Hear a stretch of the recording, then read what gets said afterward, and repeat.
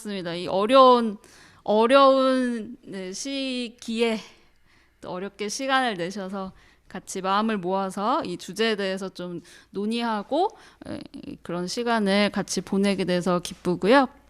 지금 세 분에게 안내해 드릴 것들을 조금 안내해 드리고 있었는데 조금 더 말씀을 드리자면 마이크 말씀드렸고 순서하고 중간에 저희가 한번 쉴 겁니다. 중간에 한번 쉴 거고요. 미리 저희는 발제문을 따로 드리지 않고 질문을 미리 드렸기 때문에 그거에 대해서 좀 부담이 없으셨으면 좋겠다 사실 그런 마음이 제일 컸어요.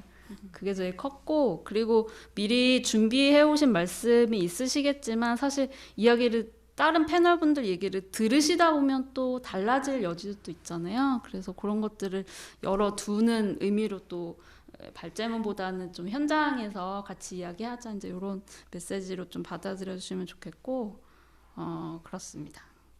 그리고 온라인으로 참여하시는 분들도 아쉬움이 있으실 것 같아요. 왜냐하면 저희가 작년에 이 창간호를 시작을 하면서 이 북적북적대는 포럼 현장 이런 거를 사실 상상을 했었어요. 근데 안 되겠다 해서 이제 코로나로 인해서 온라인으로 같이 참여합시다라고 했던 것이 벌써 세 번째에도 온라인으로 하게 되네요. 그래서 저희 지금 여기 스태프들하고 패널 분들도 마찬가지로 지금 마스크 끼고 네, 발언을 하고 이야기를 하는 시간으로 이제 진행이 될 것 같고요. 사전에 방역 수칙을 잘 준수하면서 이 자리가 만들어졌다는 것도 미리 말씀드립니다. 혹시 그럼 시작하기 전에 세 분 궁금하신 거 혹시 있으실까요? 확인하고 시작하실 거 괜찮으신가요? 네네. 그러면 시작을 해보겠습니다. 네, 저는 평화저널 플랜피에서 편집장을 맡고 있는 이은주라고 하고요.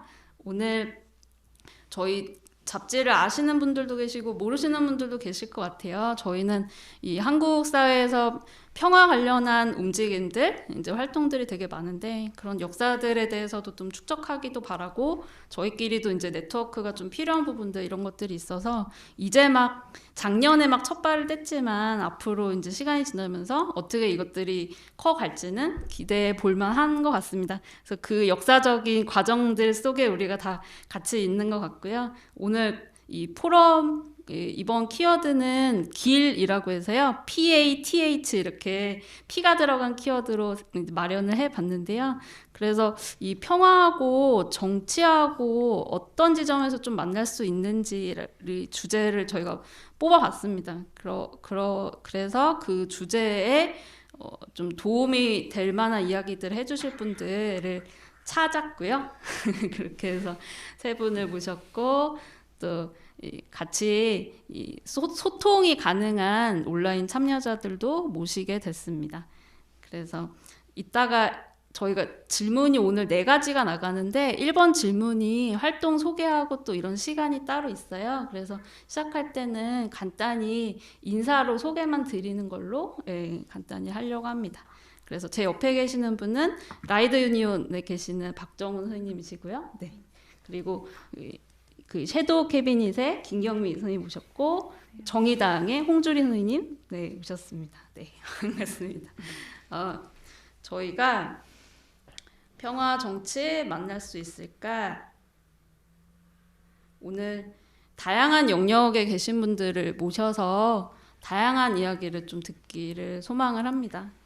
그리고 그것을 우리가 평화라는 키워드 각자 지금 직면해 있고 화두가 되고 있는 질문들, 이슈들 그런 것에 또 연결을 많이 시키셔서 이걸 계기로 또 같이 성찰하고 배워나가는 이 과정이 또 생기면 좋을 것 같고요.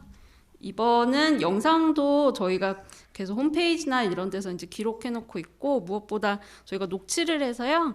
이 3월에 나가는 잡지에 글로 실릴 예정입니다. 그러면 질문으로 바로 한번 들어가 볼게요. 질문 첫 번째는 이런 거였는데요. 주로 어떤 활동을 해 오셨는지, 요즘은 어떤 활동에 집중하고 계신지 소개와 더불어서 부탁을 좀 드리려고 해요. 특히나 저희가 이제 평화저널 그리고 이번 포럼 주제도 그렇다 보니까 정치 또는 평화 키워드와 연결되는 지점에서 소개를 해주셔도 좋겠다고 생각을 합니다. 그래서 사전에 제가 패널 분들께 한 분당 8분 정도의 발언 시간을 드릴 겁니다 라고 말씀을 드렸고요. 네, 그래서 저희가 7분 정도의 신호를 드리기로 했습니다. 그래서 좀 준비가 되셨으면 이제 시작을 해보고 싶은데요. 제 옆에 계신 박종 선생님부터 한번 들어볼 수 있을까요? 질문 1번에 대해서. 네, 감사합니다. 네, 뭐 7분 꼭 꽉 채워서 뭐 말씀드리진 않을 것 같고, 일단 처음에 평화 관련해서 제안이 들어왔을 때, 그러니까 저의 과거, 그러니까 저는 양심에 따른 병역 거부자거든요. 그래서 이걸 알고 전화하셨나라는 생각을 가장 먼저 했고, 왜냐하면 노동조합 활동을 하고 있는데 평화가 어떻게 연결될 수 있을까라는 고민들을 했습니다. 물론 저가 양심에 따른 병역 거부도 노동운동도 했었기 때문에 제 나름대로의 답은 있었지만 어떤 이유로 저를 불렀을까에 대한 고민들이 먼저 들었었고, 병역 거부를 제가 선택한 이유도 사실은 뭐 평화적인 신념도 있겠지만 국가에 징발돼서 국가 권력에 의해서 혹시나 내가 지키고자 했던 우리 자국민이라든지 혹은 타인을 해칠 수 있지 않을까라는 두려움, 나의 의사와 상관없이 그런 것들에 대한 그 거부가 가장 컸었고요. 그거는 그 전에 병역 거부를 이제 하기 전에 제가 뭐 젊었을 때, 지금도 젊지만, 네. 죄송합니다. 네. 네.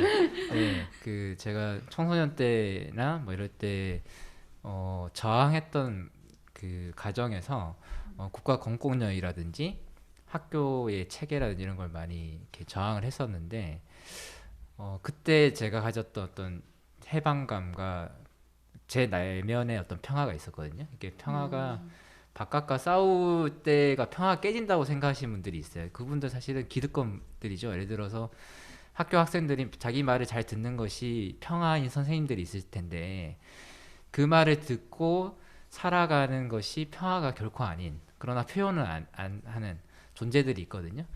그거를 깨움으로써 내 내적인 어떤 어려움과 혼란들을 해결하는 과정들이 저는 그 투쟁 혹은 소란스러움이라고 생각을 하는데, 그런 측면에서 저희가 어쨌든 평화 활동들을 해왔고, 그런 자유들을 완전히 박탈하는 군대에 가는 것에 대해서는 저희가 거부를 했었죠. 근데 뭐 깜빵이란 공간이 더 마초적인 공간이어가지고 오히려 뭐 저의 그 마초성을 내뿜고 살았던 그래야 살아남을 수가 있고, 그 안에서도 권력 관계가 분명히 있거든요. 그래서 뭐 아무런 도움은 안 됐습니다. 제가 평화로운 인간이 되는 데는. 예, 그래서 그런 측면이 있었고, 그 뒤에는 이제 저희가 노조 활동들을 하면서 사회에서 좀 조용히 체제에 따라서 살아라고 하는 사람들이 이제 분열을 일으키면서 지금 살아가고 있고, 지금 뭐 쿠팡이츠에 교섭을 한다든지,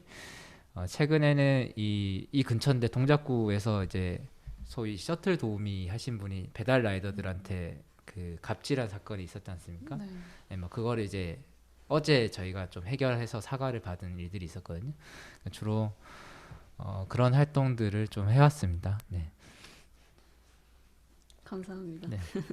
그럼 김경 선생님 이야기 들어볼까요? 네, 안녕하세요. 저는 이제 섀도우 캐비닛 이라는 이제 법인을 조그만 이제 스타트업이거든요. 이제 그것을 운영하고 있는데요. 그 섀도우 캐비닛이라는 이름이 조금 낯선 분들 계실 거예요. 이게 이제 주로 정치권, 특히 이제 대선이 다가올 때 많이 이제 신문에도 많이 좀 오르락내리락 하는 용어인데, 이제 섀도우 캐비닛은 예비 내각이라는 뜻입니다. 그래서 이제 보통 나는 이제 이 섀도우 예비 내각은 내가 이러이러한 정부를 이제 내가 대통령이 된다면, 혹은 우리가 여당이 된다면 내가 함께 내각을 꾸릴 사람은 이러이러한 사람들이다.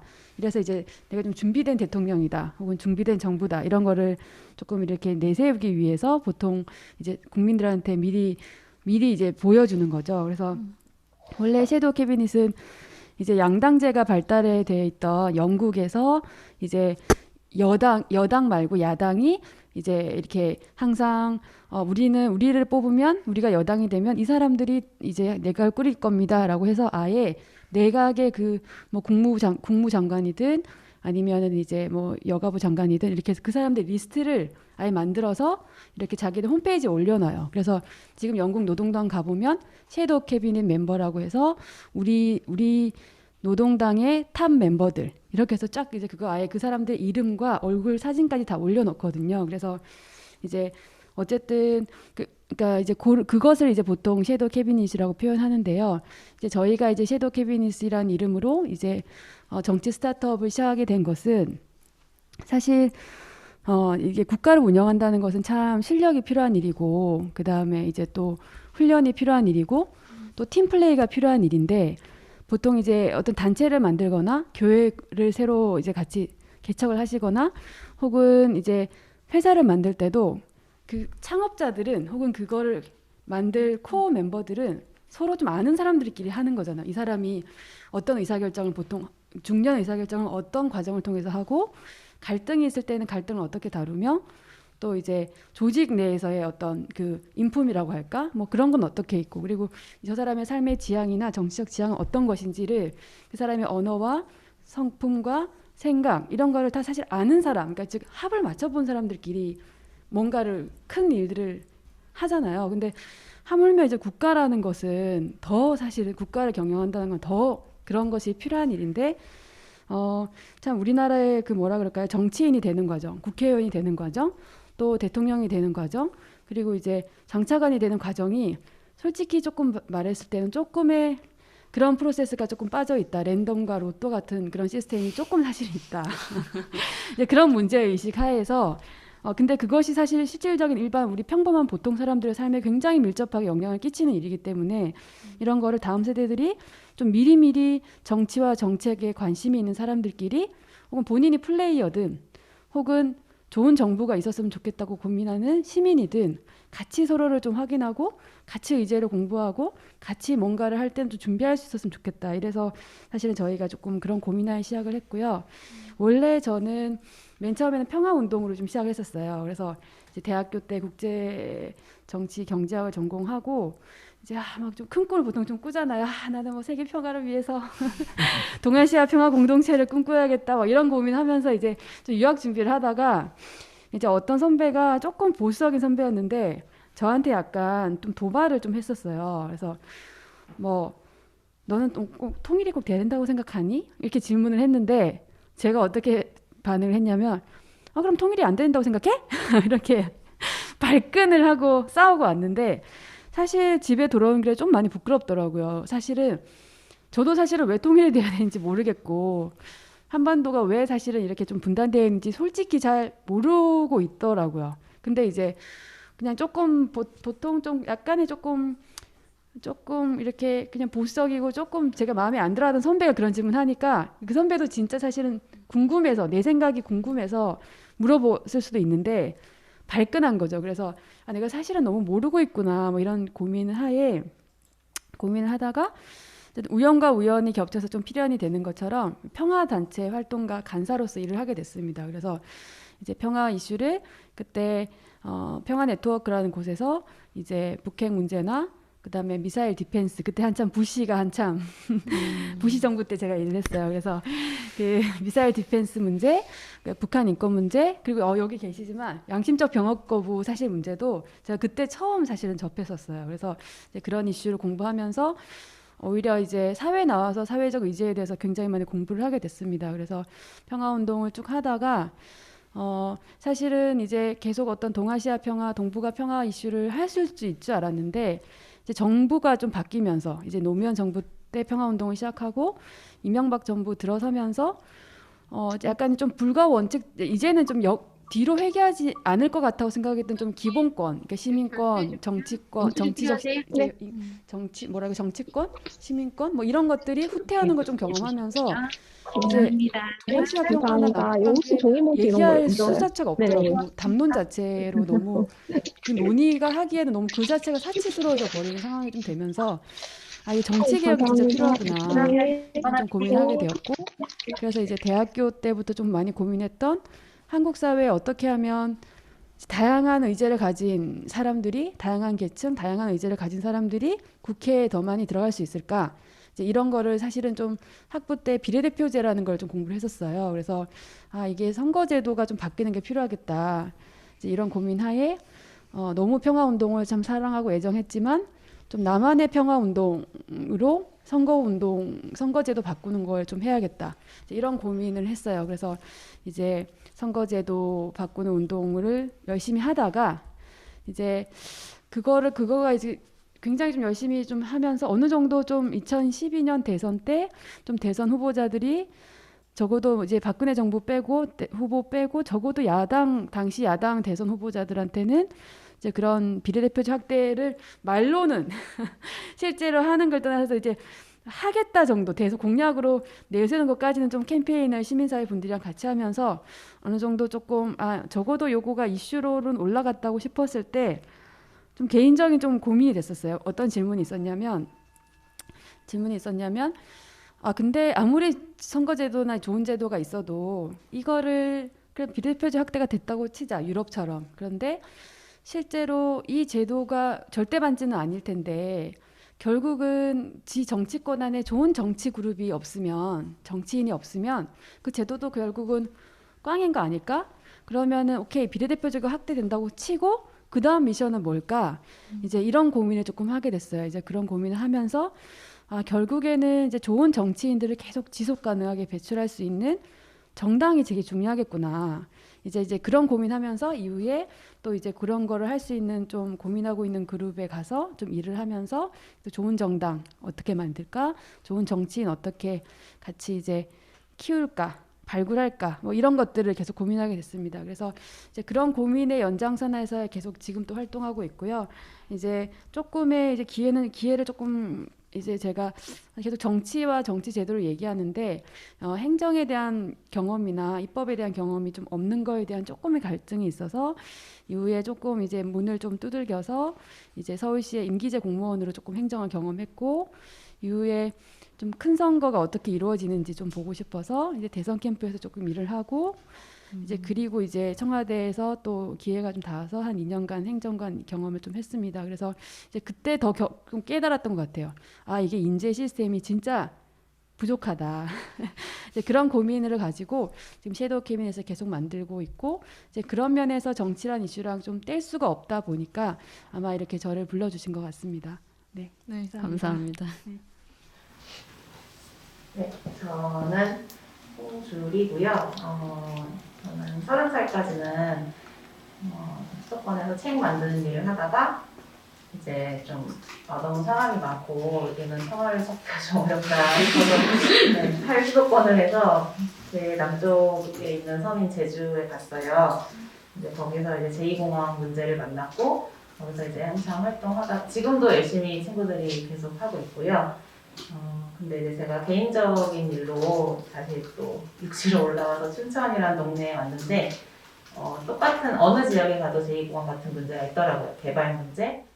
그리고 사실 좀 우리한테 당면한 문제는 저는 지금 쓰레기 문제라고 생각을 하는데 아니 평화랑 쓰레기랑 무슨 관계야라고 생각하실 수 있겠는데 저는 평화라고 하는 거는 인간과 자연과의 관계도 중요하다고 생각을 하거든요. 지금 사실 작년 코로나도 어떻게 보면은 그런 관계에서 어그러짐이 왔기 때문에 왔다고 생각을 하고 그리고 사실은 제가 지금 정의당 소속으로 이 자리에 서게 됐는데 저는 사실 당원이 된 지는 이제 한 3년 됐고요. 이제 춘천에 와서 이제는 제가 이제 당직을 맡아서 해보겠다. 근데 사실 잘 몰라요. 저도 정치 여기 더 저보다 먼저 오래 하신 선배님들이 계신데 저는 사실 그냥 활동가에 더 가까운 그냥 뭐 저기 환경이나 그런 지역 활동을 하고 싶은 활동가에 더 가까운 정체성을 가지고 있었는데 뭐라고 해야 되지? 저는 이제 조금 그게 제가 이제 전면에 나서서 사람들한테 나도 정치를 할 거다라고 얘기를 하려고 했던 계기는 저는 사실은 김지은 그 안희정 성폭력 사건을 보면서 그거를 보면서 나도 성폭력 피해자라는 걸 인식을 했고, 근데 이제 계속 빵빵빵빵 터졌잖아요, 사실. 그런 성 관련 사건들이 터지면서 정말 이제는 그 여성 인권이라던가 이런 것들이 뭔가 또 저는 그 신지혜 대표를 보면서 정치 폴리틱스 거기 그분도 성폭력 피해자임에도 그 여성 정치인의 정체성을 같이 가져갈 수 있다. 그리고 최근에 또 장혜연 정의당 국회의원의 그 피해자다움과 가해자다움이라는 거를 보면서 그런 나도 얼마든지 전면에 나서서 할 수 있는 있겠다. 그래서 저는 이제 전면에 나서면서 이제 공부를 많이 해야죠. 그래서 사실은 현장 경험이 많이 부족해요. 저는 제 개인적으로 뭐 크게 이룬 건 없다고 생각을 하지만 이제 저는 그냥 이게 시작이다. 일단 전면에 나서는 것이 시작이라고 생각을 하고요. 그럼 밥벌이는 뭐 하고 사냐? 저는 이제 주로 프리랜서 강사예요. 그래서 작년에는 그 노동인권이라는 학교 특성화고에서 노동인권 강사로 활동을 했고요. 올해는 지금 그 성평등 강사 과정을 준비하려고 하고 있습니다. 여기까지요. 감사합니다. 알고 보면 다 평화랑 연결이 안 된 사람이 없다니까요. 그만치 평화라는 단어가 추상적이기도 하지만 모두에게 다 필요한 영역이라고 확실히 좀 보게 되는 것 같고요. 나만의 평화운동 이렇게 표현도 해주셨는데 진짜 각자 누구든 소외되거나 힘이 약하다고 해서 뭔가 차별받거나 이러지 않고 다들 각자 도움을 받을 수 있는 부분들 또 각자 원하는 부분들을 다 같이 조화롭게 균형을 맞추면서 수행해 나가면서 그런 사회를 좀 만들고 싶은 마음이 말씀 들으니까 또 커지는데요. 아무튼 두 번째 질문도 이렇게 또 드릴 건데 저희가 어디서 주로 활동하시는지 소속을 적어놓긴 했지만 그 조직의 목소리를 내가 대변한다라고 너무 무겁게 생각하지 않으셨으면 좋겠어요. 그래서 지금껏 이제 살아오시면서의 이제 본인의 경험들 이런 것도 편하게 말씀해 주시면 좋을 것 같고요. 두 번째 질문은 이거였는데 이번 4월에 또 재보궐선거도 있고 앞으로 이제 내년에 이제 대선 선거는 이제 계속 벌어지는데요. 이 유권자들이 주목해서 봤으면 하는 정책 의제에 뭐가 있다고 보시는지 좀 들어보고 싶었어요. 그래서 저희가 포럼 제목을 정하면서 많은 시간 들여서 제목을 정했는데 평화 정치 만날 수 있을까? 지금 이 타이틀로 가고 있는데 만날 수는 있지. 근데 어떻게 만나야 되지? 만났어. 근데 어떻게 가야 되지? 뭐 이렇게 얘기가 있다가 이제 만날 수 있을까? 이렇게 마무리를 지었는데 평화 아까도 이제 넓은 영역이라고 말씀을 드려서 아마 여기서 짚어주시는 정책 의제들 지금 주목하고 계시는 정책들을 표현을 하셔도 저희가 평화에 대해서 다 연결 지점이 있을 거라고 좀 생각이 들어요. 그래서 이번에 어떤 것들을 좀 주목해서 봤으면 좋겠는지 이야기 듣고 싶은데요. 제가 작년에 어떤 강의에서 정치는 자원의 공정한 분배라고 했어요. 근데 이제 그 정치에 꽂힌 선거가 이제 저희를 기다리고 있는데 저는 이제 이번 선거 기다리고 있는 선거들에서 가장 중요한 거는 아무래도 기후 위기와 관련된 그린 뉴딜. 사실 지금 문재인 정부가 내놓은 그린 뉴딜은 거의 약간 좀 너무 추상적이고 거의 대기업 중심의 그린 뉴딜 정책이라고 그렇게 들었는데요. 실제로 이제 서울시장 선거에서도 그런 공약들이 나오고 있는데 정말 저게 그린 뉴딜에 맞는 걸까? 사실 그 단어 자체도 그린과 뉴딜이 어떻게 같이 붙어 있을 수 있지? 그런 의문도 드는데 어쨌든 제가 작년에 순천에서 기후 위기 학교를 열었었어요. 근데 진짜 생각보다 많은 분들이 참여를 해주셨고 이 문제에 대해서는 특히 이제 좀 젊은 청년들 그리고 여성들이 많이 관심을 가지시더라고요. 그런 단순히 이제 환경 문제가 아니고 이제 코로나로 대표되는 이제 정말 인권에 관련된 것들, 노동이라던가 인권 문제, 불평등 문제가 직결되는 것이 그 기후 위기이기 때문에 예, 탄소 중립이라던가 그 15분 도시 같은 거 예, 그런 정책들을 내놓는 후보들이 예, 당선이 되어야 된다고 생각을 해요. 네, 고맙습니다. 네, 김영민 선생님. 네. 저도 좀 비슷한 생각인데요. 일단은 그 아까 먼저 이제 그 편집장님께서 얘기해 주신 것처럼 그 정치와 평화가 만날 수 있을까라는 이제 큰 질문을 던져 주셨는데 저는 이제 정치와 평화는 반드시 만나야 한다라고 조금 생각을 좀 하고 있습니다. 왜냐하면 이제 제가 이제 오랜만에 또 평화라는 이슈를 이번 포럼을 준비하면서 좀 생각을 많이 해봤는데 사실 평화는 제가 생각하는 평화는 이게 진공 상태 혹은 이제 그냥 온실 속에 이게 뭐라 그럴까 어떤 이물질이 전혀 없는 그런 속에서의 평화가 아닌 것 같아요. 사실 평화는 반드시 고통이란 이슈랑 연결될 수밖에 없다. 왜냐하면 고통의 문제가 있고 또 이제 해결되지 않은 불이한 문제로 인해서 만들어진 어떤 고통, 아픔. 사실 이것 때문에 사실 평화가 있는 거잖아요. 그래서 이제 특히나 제가 여행을 한번 갔을 때 그 오키나와 여행을 갔었는데 그 오키나와가 사실은 굉장히 여러 가지 미군 기지 문제하고 또 이제 그 2차 세계 대전 때 이제 그때 어쨌든 일본 정부의 본토에 있는 일본 정부를 지키기 위해서 그 오키나와에 있던 이주민들이 사실은 몰살당하는 경험들 여러 가지 그런 것들 그래서 사실은 굉장히 그리고 언제든지 혹시나 조금 큰 전쟁이 벌어질 경우에 그 오키나와가 마지막으로 버려질 수 있다. 2차 세계대전 때처럼 이런 공포가 조금 그 곳에 있어요.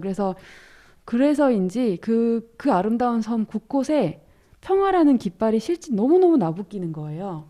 그리고 시장이든 뭐 가게든 그래서 평화라는 이 한자가 이렇게 심볼 마크처럼 붙어 있는 거는 진짜 평화라고서가 아니라 평화가 너무 절박하기 때문에 저 깃발이 이렇게 온 동네에 사람들한테 마치 I love 뉴욕 마크처럼 붙어 있더라고요. 그래서 좀 참 아이러니하고 슬프다 생각을 했는데 사실 정치도 저희가 정치를 굉장히 많이 혐오 정서가 높잖아요. 한국 사회에서. 근데 저는 그게 사실은 반작용인 것 같아요. 너무 좋은 정치에 대한 열망이 너무 큰데 그거를 제대로 해결하는 어떤 주체들이 그 기대에 못 미치니까 그만큼 혐오가 있는 거지. 좋은 정치인과 좋은 정치 이제 세력이 있으면 거기에 대한 어떤 지지와 응원도 굉장히 크다고 생각하거든요. 그래서 왜냐하면 그 정치는 우리의 어려움을 좀 해결해 달라. 이게 좀 공정한 혹은 정의로운 느낌이 좀 있게 해달라 이런 건데 그런 면에서 이제 평화 정치는 같이 갈 수밖에 없다 이런 생각이 좀 들고요.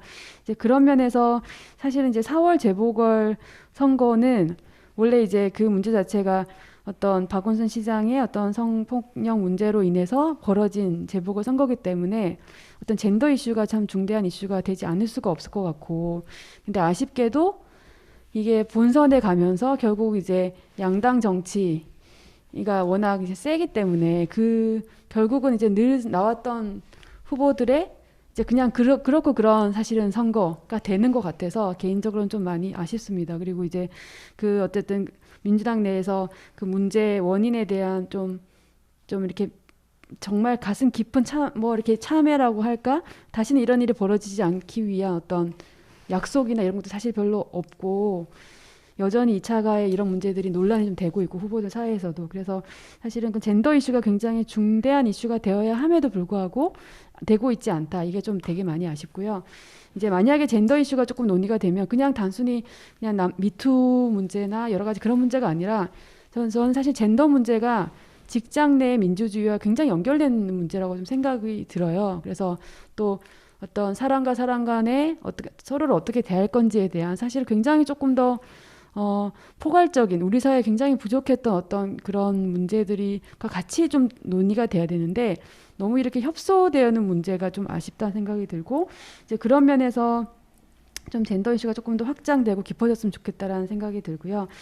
이제 뭐 4월 재보궐에서는 여러 가지 뭐 부동산, 기후위기 이런 이슈가 어느 정도까지 사실 올라갈까라는 좀 아쉬움이 있어서 이제 4월 재보궐에서는 이 이슈만이라도 좀 제대로 됐으면 좋겠다는 생각이 있고 이제 내년의 대선에서는 아까 이제 홍주리 선생님께서 얘기해 주신 것처럼 저도 기후위기 이슈하고 그다음에 부동산, 그다음에 노동 문제, 교육 문제 이런 것들이 조금 논의가 됐으면 좋겠다는 생각이 듭니다. 근데 이제 부동산이란 이슈도 저는 조금 사실은 이게 아쉬운 게 적어도 대선 후보자들이라면 지금 당장 표를 어떻게 얻을지 이런 얘기보다 우리 미래가 어떻게 어떤 방향으로 가야 될까, 우리가 어떤 가치에 우리 사회가 함께 가야 할까를 사실은 결국 그거 비전을 심어주는 사람들이잖아요.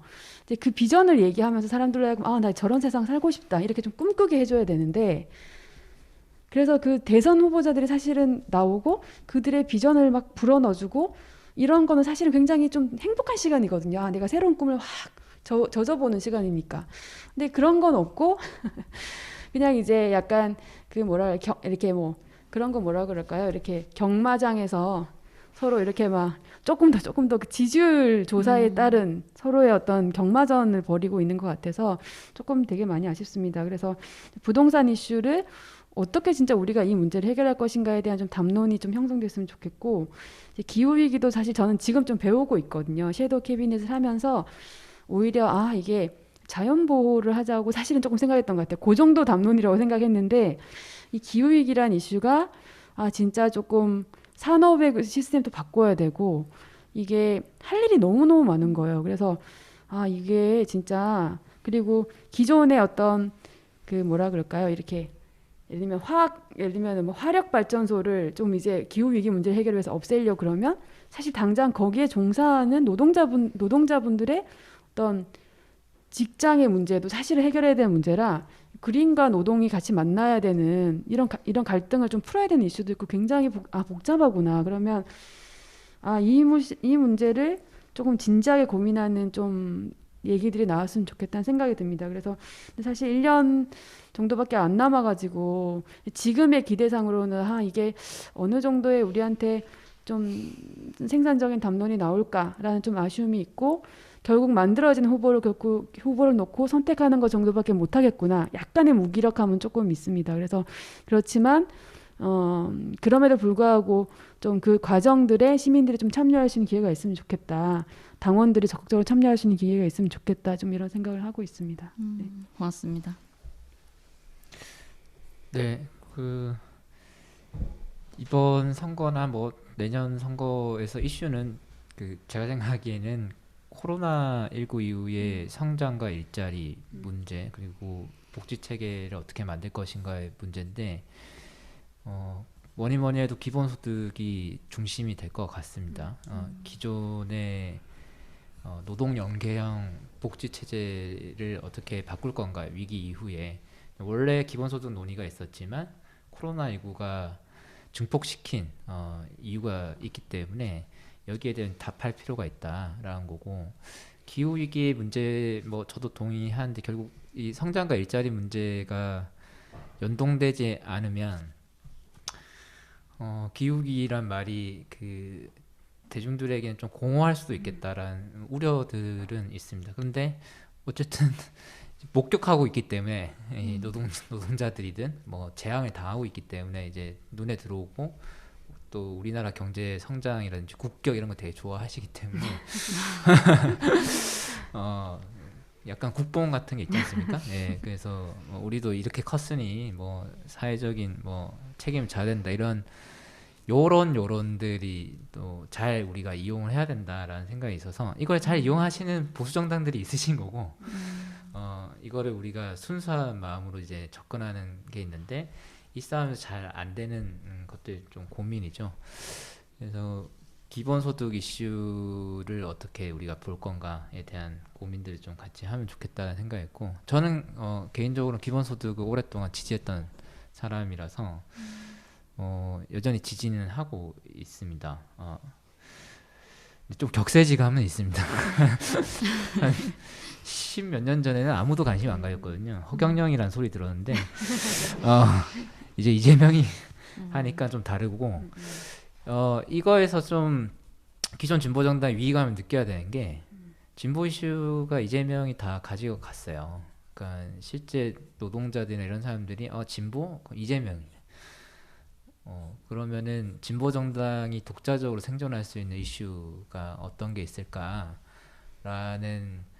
고민들이 같이 해야 될 것 같고, 젠더, 기후, 그다음에 노동 이런 것들이었는데 기존 진보가 이제 노동이라는 게 고루한 이미지가 돼버렸거든요. 기존의 노동조합이 있는 사람들을 대변하는 정당이 이제 진보 정당으로 자리매김하고, 오히려 보수 정당이 노조는 기득권이야라고 하면서 새롭게 자기 이 진영을 만들고 있단 말이에요. 그것의 대안으로 노동과 상관없는 기본소득이라고 하는 좀 더 급진적인 대안을 내놓고 있기 때문에 진보 정당의 자신의 장점까지도 사실 빼앗기고 있다. 여기에 되게 위기감을 가지셔야 된다. 제가 정당이 없어서 되게 무책임하게 얘기를 하고 있습니다. 네, 그렇고 제가 이거는 이제 주요 이슈일 것 같고, 제가 관심 있는 이슈들은 뭐 이주 노동자 문제, 그리고 곧 저희가 다문화라고 얘기를 했는데 그렇게 표현해야 되나 싶기도 하고, 아무튼 네, 그 2세들이 저는 취업 시장에 곧 등장하게 될 겁니다. 될 거고 이제 취업을 하게 될 텐데, 뭐 저는 무조건 차별이 있을 거라 생각은 하지 않지만 징후들이 몇 번 있었기 때문에 샘 오치리 사건이라든지, 그럼 노동시장과 이 인종 문제들에 대해서 어떻게, 혹은 이주 문제들을 어떻게 풀 건가라는 고민들이 있어야 되고, 시골에서 벌어지면 사건이 안 되거든요. 한국은 서울에서 벌어져야 기자회견도 하고 청와대도 있고 데모할 때도 서울에만 있잖아요. 그래서 그런 지역 이슈들이 어떻게 될 건가라는 고민들도 제 개인적으로는 있습니다. 역시 이것도 지역사회 기반 뿌리 깊은 보수 정당들이 다 이슈를 가져가기 때문에 좀 뭐 걱정은 있고, 또 하나는 이제 내부 정치의 문제. 정치가, 그러니까 저는 평화를 좀 이상적으로만 생각하지는 않습니다. 쟁투의 과정인 거고, 근데 우리가 권력을 잡을 만한 결심이나 마음의 준비가 되어 있는가에 대한 질문들을 좀 해볼 필요가 있겠다라는 게, 제가 어떤 징후를 느꼈냐면 지난 총선 때 그 위성정당 논란들이 있었어요. 근데 그때 이렇게 아무튼 전 정당이 없기 때문에 말씀을 드리면, 네, 편하게 말씀드리면, 혹시 정당 관계자가 보고 있는 거 아니죠? 네, 네, 정의당 같은 경우는 비례대표가 사실 욕망의 어떤 쟁투였고, 녹색당은 위성정당 간다 안 간다로 당이 좀 쪼개지고, 기본소득당은 위성정당으로 가버리고, 뭐 이런 것들이 있었거든요. 그러니까 이 소수 가치를 중시하는 정당들이 이제 다 갔는데, 생각해보면 녹색당은 당원 총투표에서 가라고 했는데 운영해서 가지 말자라고 이제 뒤집어 버렸고, 정의당은 자신들이 생각했던 것에 다시 했고, 이때 저는 권력을 지으려고 하면은 뭔가 선택은 해야 된다. 그거에 대해서 선택을 책임지는 자세는 있어야 된다라는 생각이 있습니다. 이것이 없으면 이도저도 못한 선택을 하는 경우가 저는 많다고 생각하는데, 이게 원칙과 실리의 문제라고 많이들 생각하시는데 저는 자격의 문제라고 생각하거든요. 권력이라고 하는 건 욕을 안 먹는 상태가 아닙니다. 그 결정하고 책임을 어떻게 질 것인가의 문제인데, 이 준비가 되어 있는가. 고 저는 그럴 자신이 없어서 정당 활동 이런 거 없고, 예, 저도 이제 기촌을 좀 꿈을 꾸고 있는 상태다라고 하는 매우 탈정치적인 얘기로 마무리하겠습니다. 네, 40살의 기촌을 목표로 하고 있습니다. 저희가 접수할게요. 일단 접수, 왜냐면 네. 좋은 생각을 가진 분들, 눈 맑고 실력 있는 분들 계속 찾고 있거든요. 그렇구나. 네. 기촌. 네. 세 분 말씀 감사하고, 혹시 그 지금 유권자들이 주목해서 봤으면 정책 의제에 대해서 얘기하고 있었는데요. 세 분한테 조금 더 추가 발언하고 싶으신 이야기가 남아 있는 게 있으시면 조금 더 들어볼까 하는데요. 혹시 있으실까요? 네. 아까 이제 위원장님께서 얘기해 주셨는데, 사실은 그 기본소득을 이제 저도 좀 놀랬던 건 뭐냐면, 이게 작년에 아마 초였던 것 같아요. 2020년 초에 이제 코로나 상황이 좀 되게 위기가 확산되고 하면서 여러 가지 이제 이제 국민들의 재정적인 문제도 생기고 할 때, 김경수 지사가 기본소득을 확 이제 얘기를 했었거든요. 이제 딱 던지면서 이게 그러니까 던지면서 이제 그거를 사실 이제 이게 경쟁자들이잖아요. 대선 후보자들이. 또 이재명이 원래 이재명 이제 지사가 기본소득을 얘기를 많이 했었는데 어쨌든 한 사람이 계속 얘기하던 것보다 또 다른 어쨌든 잠재적인 대선 주자라고 생각하는 사람이 기본소득을 딱 얘기하니까 사실은 그냥 뭐라 그럴까요? 제 생각 속에 그냥 활동가들 혹은 아주 이제 그런 문제에 대해서 좀 이렇게 소수의 학자들이 얘기하던 논의가 갑자기 우리 사회 중심 의제로 확 올라오는 거예요. 그러면서 부처에서도 예를 들면 부처에서도 기본소득을 사실 기재부에서도 기본소득의 어떤 기초적인 개념을 가지고 용어만 살짝 바꾸지만 결국 그 어떻게 할 건지를 얘기하고 그래서 제가 이게 정치인의 힘이다라는 생각을 좀 했었던 것 같아요. 그래서 이게 사실은 이제 정치인의 역할은 사실 그거잖아요. 말과 글로 세상을 입법을 하고 시민들의 의견을 조직해서 입법을 하고 제도를 만드는 건데 가끔씩 제가 이제 정치인이 되게 목사 종교인들과 굉장히 비슷하다. 종교인분들이 결국 말 설교로 글로 설교문으로 사실 사람들의 마음에 뭐를 불어넣고 그래서 이제 헌금과 시간과 자원봉사를 해서 어쨌든 선교를 하잖아요. 전도를 하잖아요. 이게 굉장히 정치인과 속성이 비슷하다. 말과 글로 사람들의 비전을 불어넣고 뭔가 세상을 바꾸자고 뛰어가게 만드는 이제 굉장히 비슷하다 생각이 들었는데 어쨌든 이제 정치인 예를 들면 조금 언제 또 유력한 큰 대권 후보자 정도 되는 사람들이 이 말을 던지는 것과 말을 던지지 않는 게 차이가 참 크다.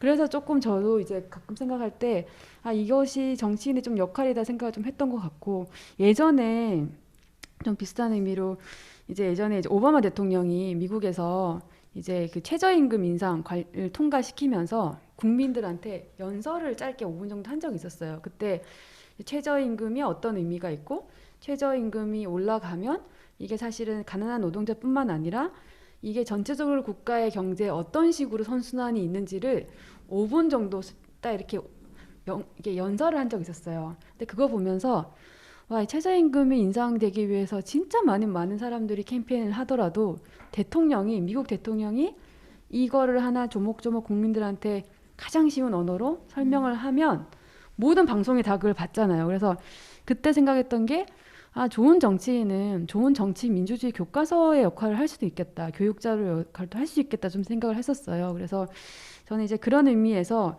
되게 중요한 아젠다를 정말 용기 있게 던질 줄 아는 참 정치인을 이게 우리가 이제 운동을 하는 사람 입장에서도 좀 귀하게 여기고 계속 그 사람이 그 얘기를 좀 할 수 있게 같이 지원하고 하는 것도 좀 필요하겠다를 아까 이제 그 위원장님이 기본소득 얘기하시면서 그때 좀 받았던 인상이 있어가지고 좀 같이 좀 말씀드리고 싶었습니다. 네, 고맙습니다. 두 분도 추가하실 이야기가 있으실까요? 저도 네. 제가 이제 처음 얘기해서 그냥 갑자기 기후위기라고 딱 던져버린 것 같아서 추가 설명을 좀 드리고 싶은데요.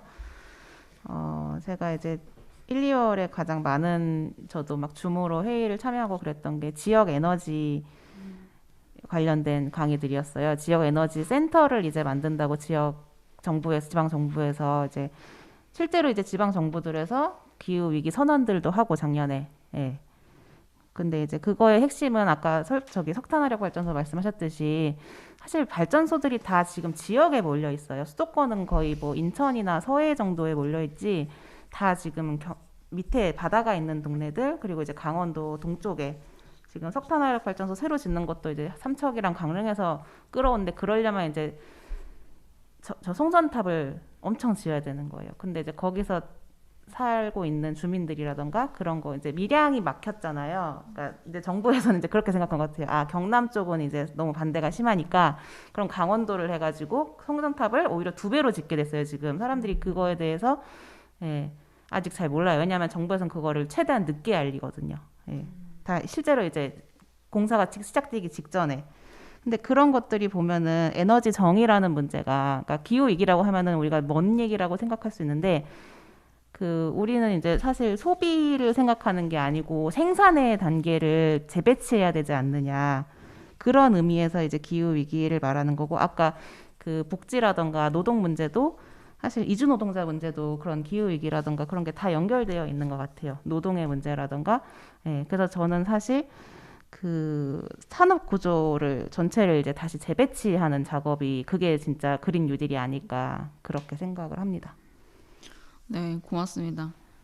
세 번째 질문인 이거였는데요. 대의민주주의 체제에서 유권자들이 평화 의제들을 현실 정치에 요구할 수 있는 그런 전략이나 구체적 방안을 모색하고, 이게 진짜 네, 많이 다양한 얘기를 좀 들어보고 싶어요. 진짜 어떠한 가능성들이 존재하고 있을지 아마 온라인으로 참여하시는 분들도 이 질문에 대해서 여러 가지 생각들이 있으실 텐데 계속 채팅창에 올려주세요. 어떤 말씀하실 것들이나 질문이 있으시면 온라인으로 참여하시는 분들도 그거를 남겨주시면 이따가 쉬는 시간 갖고 그 다음에 또 패널분들하고 같이 나눌 시간이 있으니까요.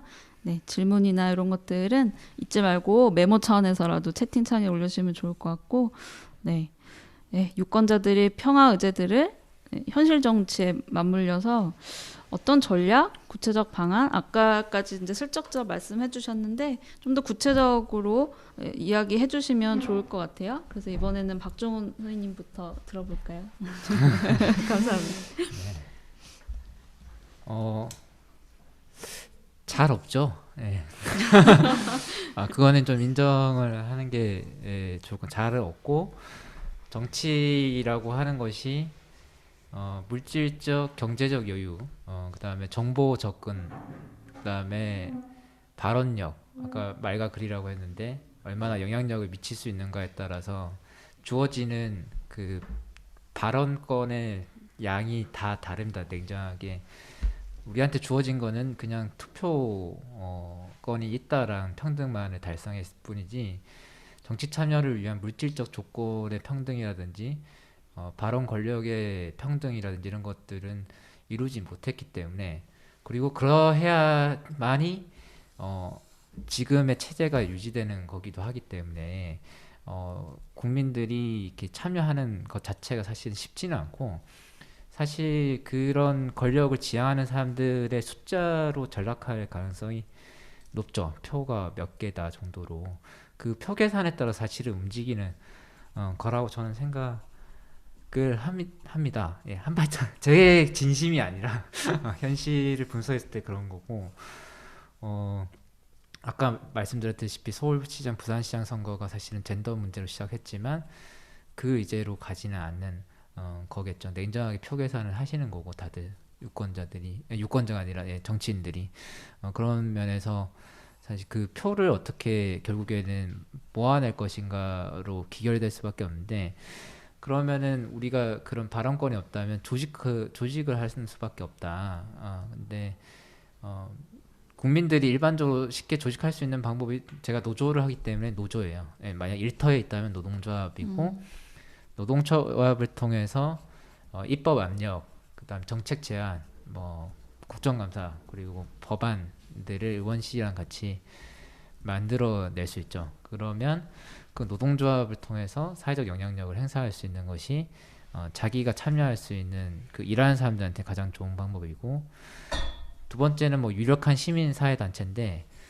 국민들이 이제 시민사회단체에 대한 신뢰가 그렇게 높았다가 또 낮았다가 이렇게 반복하시는 것 같아요. 근데 그 시민사회단체의 그 현재도 사실 되돌아봐야 되는 게 국민들이 신뢰하지 않는 이유 중에 하나로 저는 중요하게 보는 게, 어쨌든 참여정부와 지금 문재인 정부에서 시민사회 운동들이 어떻게 제도화되고 있고 권력과 연계를 맺고 있는가에 대해 좀 돌아볼 필요는 있습니다. 그래서 이 시민들이 이걸 조직을 했는데, 참여를 하고 갔는데, 이것이 시민사회단체가 이 회원들의 그 총의를 모아서 가는 곳은 아니거든요. 정책 아젠다를 가지고 가는 곳이지.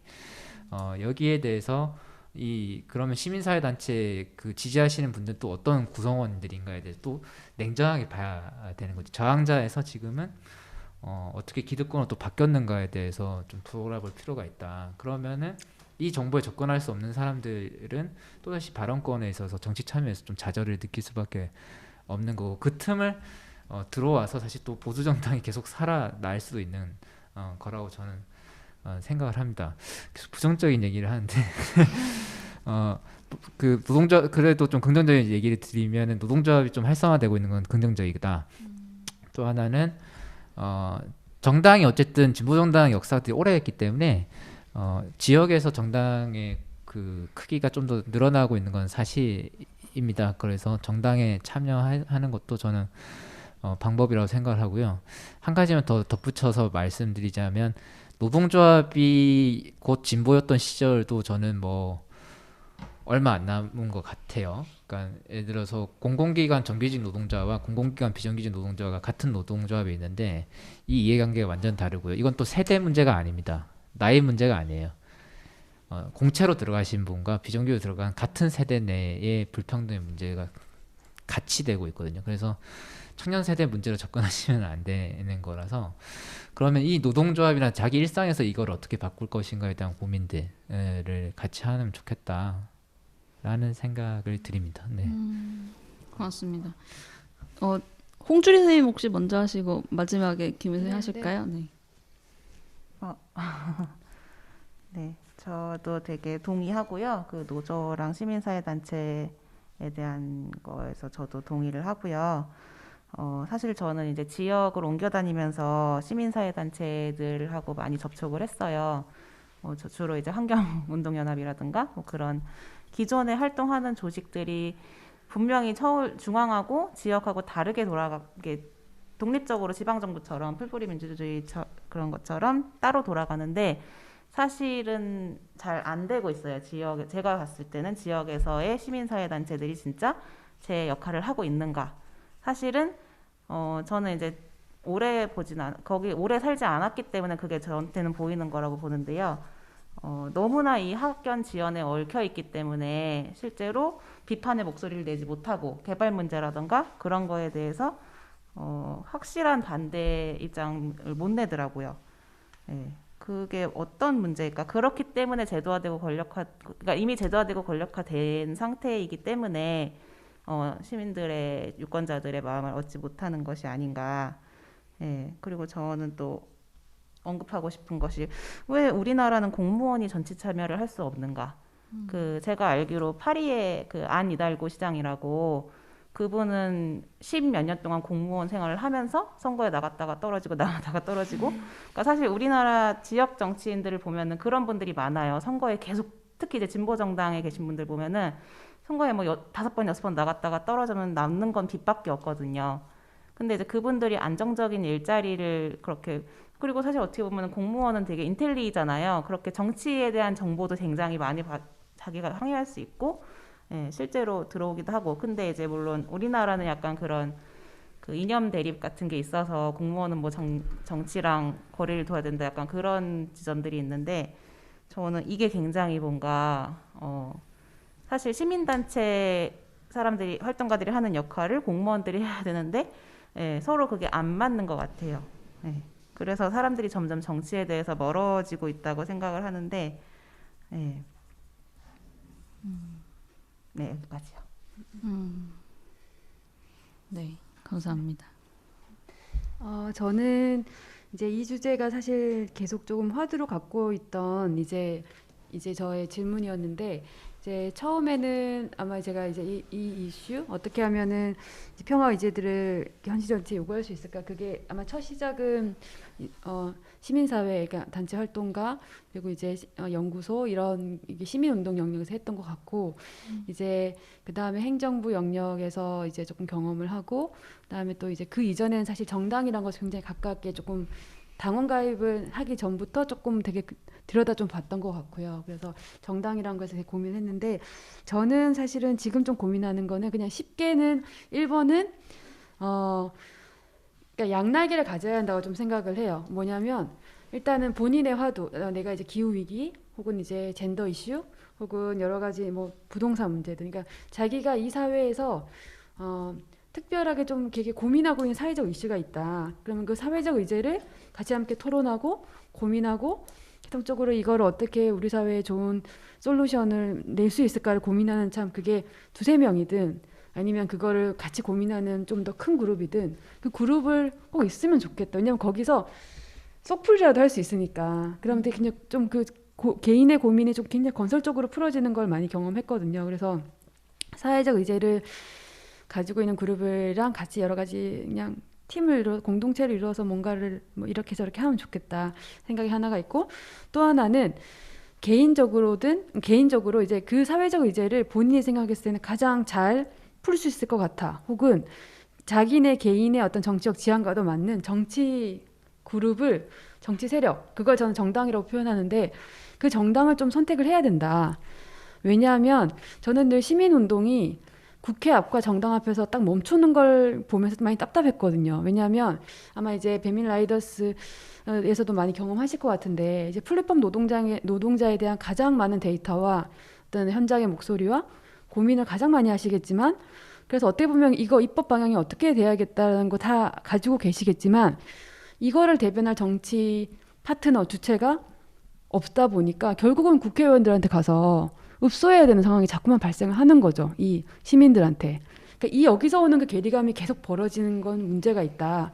그래서 그 이슈에 대해서 가장 많이 고민하는 그룹들이 실질적으로 그것을 법을 입법화하고 정책화까지 만드는 것까지 가야 정치 효능감이 성장할 수 있는 거죠. 이제 그런 의미에서 저는 제가 이제 후배들한테 혹은 동료들한테, 특히 시민사회 활동을 같이 하고 있는 멤버들한테 정말 그 얘기를 많이 합니다. 당원 가입을 본인이 만약에 정치를 언젠가는 할 생각이 있다라고 생각을 하면 당원 가입을 어느 정당에는 상관없는데 혹은 당을 만들던지, 그러니까 당원 가입을 하면 좋겠다. 그래서 나중에 어디까지 다 하고 뭐 위원장을 찍든 대표를 찍고 비례로 들어갈 생각 하지 말고, 선배들처럼 미리 그 정당에, 그러니까 미리 정당에 가입을 해서 그 정당이 좋은 정당, 실력 있는 정당이 되기 위해서 본인 또 인풋을 해서, 그러니까 그 좋은 정당이 되기 위해 본인 또 노력을 하고 그 안에 좋은 동료 그룹을 만든 상태에서 나중에 본인이 뭐 비례로 나가든 지역으로 출마를 한다 할 때 그 당내에서도 지지가 생기는 게 저는 굉장히 중요하다 생각 들거든요. 근데 사실 한국의 시민운동의 선배들이 항상 이제 어느 정도 그렇게 비례로 자꾸만 들어가시다 보니까 막상 사실 비례로 들어가면 자기가 결국은 좀 뭐 냉정하게 얘기했을 때 결국 공천을 주는 사람한테 사실은 숙이고 들어가게 되잖아요, 사실은. 그리고 내부의 정치 팀이 없으니까 그러니까 그 당의 정책적인 부분에 얼굴마담 조금 하고 공천 또 못 받으면 다음에 지역선거에 공천 못 받으면 사실 그냥 산화되는 거거든요. 그러니까 정치 주체로서 그 정치 안에서 주도권을 갖고 할 수 있는 게 아닌 거죠. 그래서 저는 좀 정치 세력화에 대한 고민을, 사실은 정치 의제를, 여러 가지 사회 의제를 풀고자 하는 사람들은 좀 고민했으면 좋겠다. 그게 이제 제가 유럽 정당과 유럽 노조들을 방문하는 프로그램이 있어서 이제 그 기획해서 좀 독일의 기민당, 사민당 활동가들과 노조 활동가들을 만났는데, 그들은 일단 기본적으로 양날개를 가지고 하더라고요. 그러니까 왜냐하면 이 이슈가 정치 이슈와 자기가 갖고 있는 노동 이슈들이 분리될 수 없다. 그러면은 20대, 30대부터 노동 활동, 그러니까 자기들이 듀얼 정체성이 있으니까 상시 만나는 거예요. 그러면서 어느 시점에서 본인들이 선택을 하죠. 나는 평생을 노조 지도자로 우리 사회에 기여하겠다. 혹은 나는 정치 지도자로 기여하겠다. 어느 시점에 딱 결정해야 할 시점 결정을 하는데, 그러나 그 양 정체성이 같이 있기 때문에 계속 동료로서 만나면서 계속 서로 협의를 하는 거예요. 저는 이 경험들이 우리 시민운동이나 되게 필요하다는 생각이 좀 들어서 제가 방금 드리는 이슈는 조금 우리 사회에서 어느 정도 이슈를 갖고 고민하는, 어쨌든 의제를 던지는 발언권을 가지고 있는 분, 사실 리더라고 저는 봐요. 이제 그 리더분들한테 좀 이런 고민을 사실 드리고 싶은 거고, 그냥 또 다른 걸 사실 좀 하나 제가 제 경험으로 보면은 이게 당원 가입이나 이런 것도 참 좋은 것 같고, 또 하나는 이게 개방형 직위들이 있어요.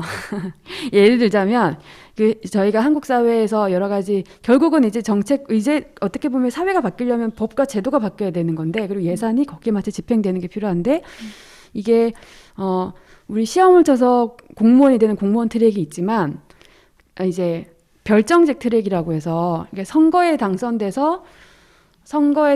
사람과 그의 스태프들, 그걸 별정직위로 하고 그거 말고도 개방형직위라고 전문가분들이 어느 정도 그 행정의 어떤 바람을 좀 새로운 계속 기운을 넣기 위해서 개방형직위를 뽑는데 이제 자기 분야에서 좀 계속 활동하고 관심 가지신 분들이 그 개방형직위로 서울시든 경기도든 각 여러 지방자치단체 플러스 중앙부처에 있어요. 이제 그 영역을 좀 뚫고 들어가서 거기서의 어떤 제도의 변화를 계속 만들어가는 것도 한편으로는 이렇게 내가 정치인이 아니고 전문가지만 행정 영역에서 법제도를 바꿔가는데 좀 기여할 수 있는 부분이 있다.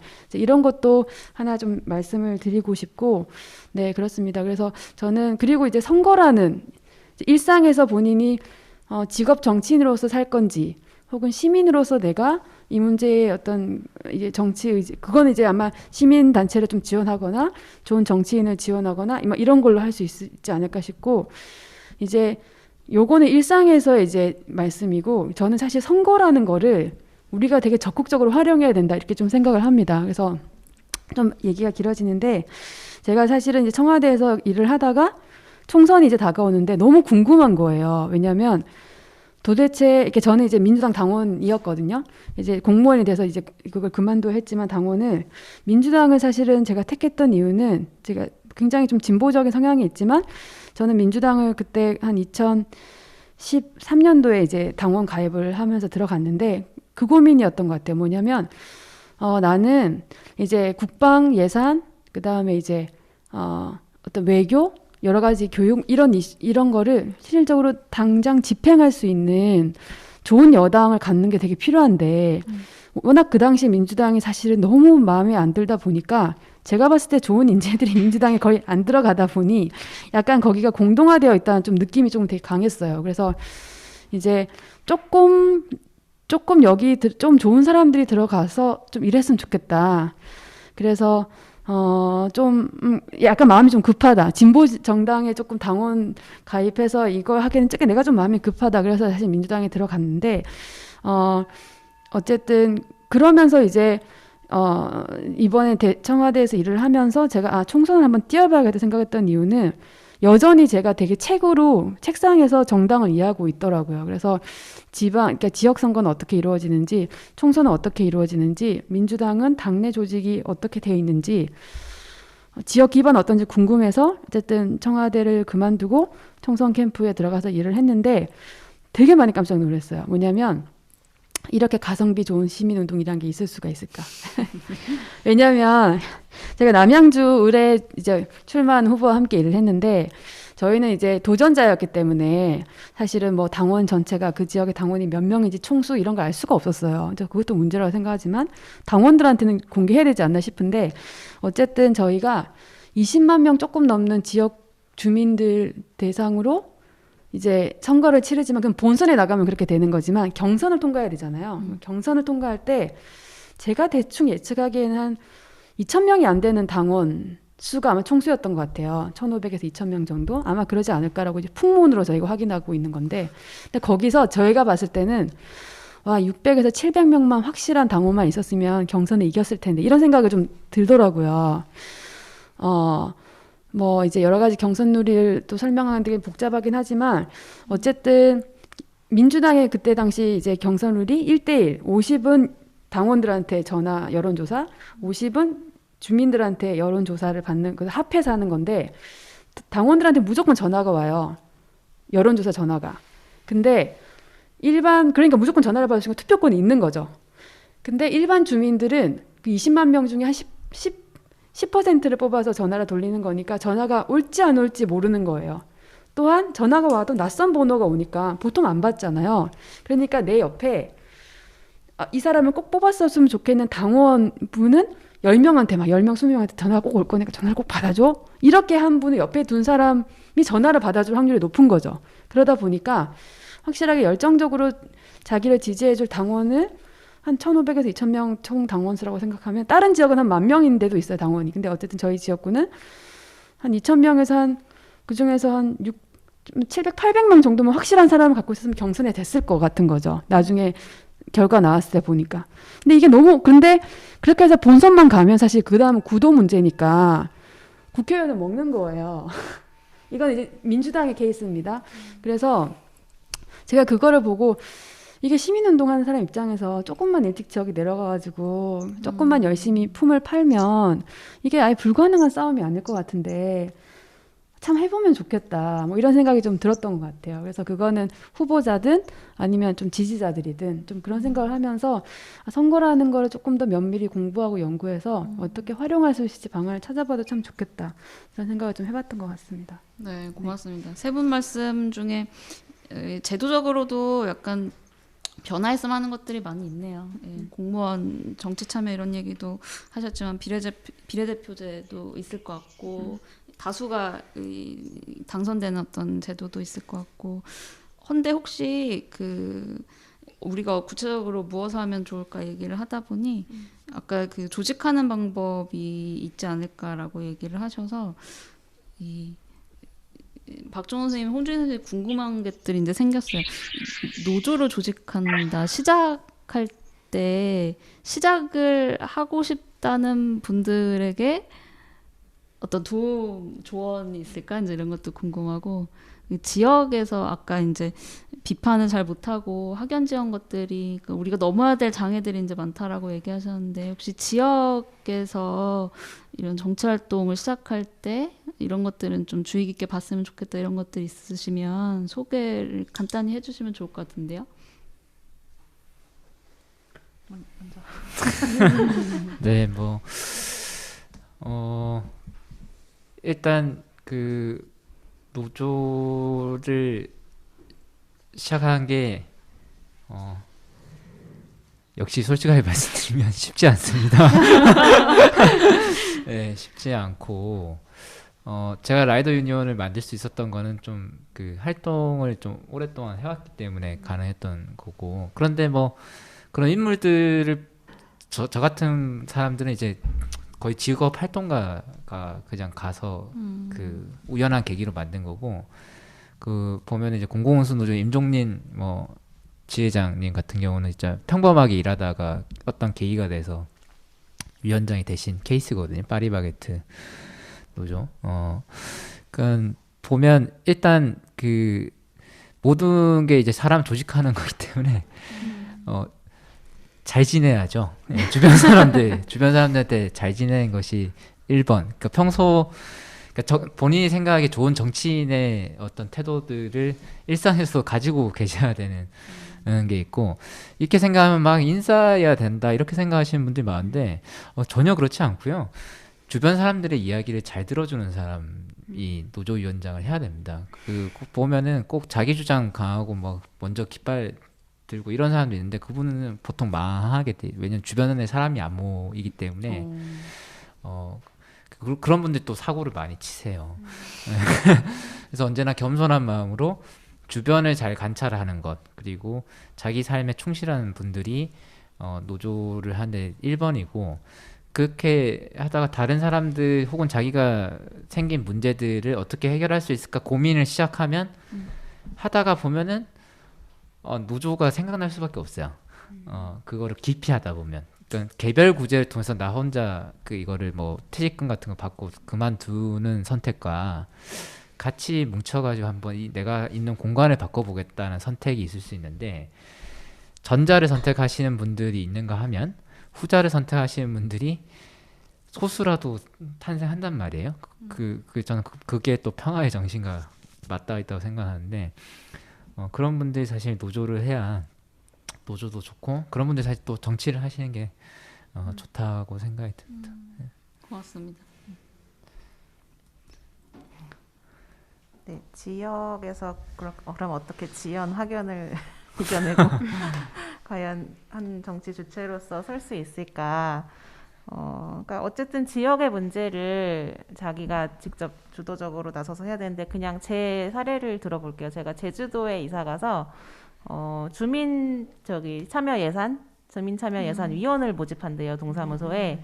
근데 제가 그때 당시 아이가 5살이었는데 남편은 이제 6시에 퇴근한 상황인데 회의가 5시인 거예요. 그래서 당연히 아이의 손을 잡고 그 주민참여 예산 회의에 갔더니 공무원분이 얼굴이 새파래져가지고 여기 아이를 데려오면 안 된다는 거예요.